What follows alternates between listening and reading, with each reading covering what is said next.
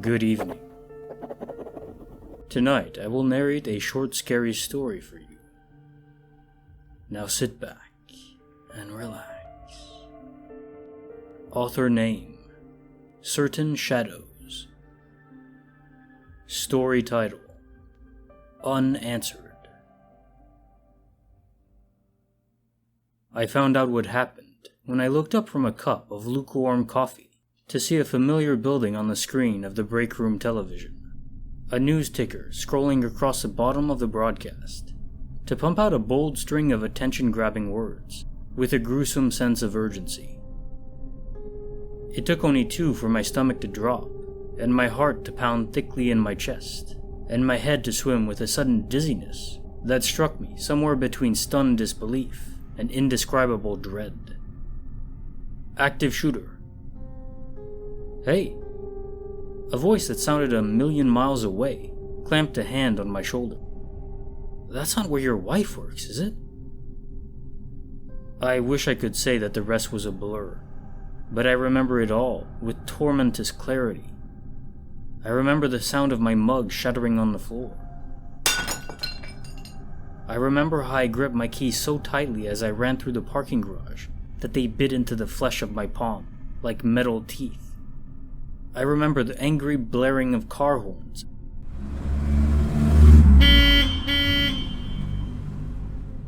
and the screeching sound of tires coming to a halt while I surged through the traffic with a complete lack of caution.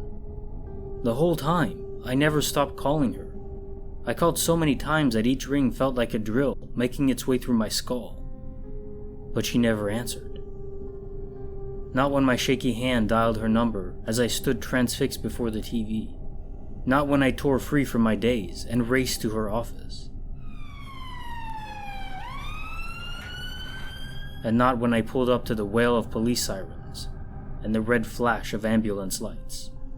I saw her coworkers. Some were embracing, bloodstains blotched across their clothes, and shock etched into their faces as they wept, while the wounded were bandaged by paramedics or rushed away on stretchers. But I didn't see her. It took 15 years to build our marriage, and just one bullet to end it. In the days following her funeral, when the grief became so consuming that not even the sleeping pills helped, I decided to visit a coworker that was still hospitalized. My reasons were selfish.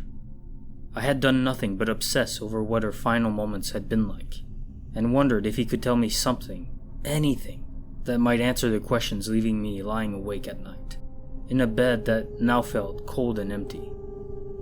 "We were hiding in a closet," he whispered, visibly pained by each word, his body now a labyrinth of tubes and gauze.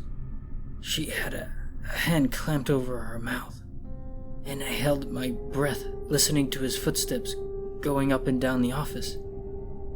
I don't think he knew where we were. Finally, I heard the sound of a doorknob turning from across the room, like he was about to leave, and then... And then what? His answer will haunt me forever. Her phone rang.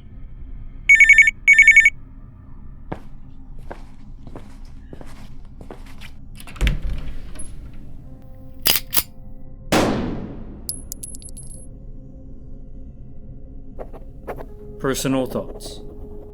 Holy curse words. Holy curse words. How the hell are you supposed to ever live with yourself after that? It's his fault she died. Not intentionally, of course, but this is insane. This is madness. Oh my god, that is brutal. That reminds me of the ending of The Mist. It's not exactly the same, but the guilt of survival in this case will be insurmountable. You love someone so much that the first thing you think of in a crisis is to call them, of course.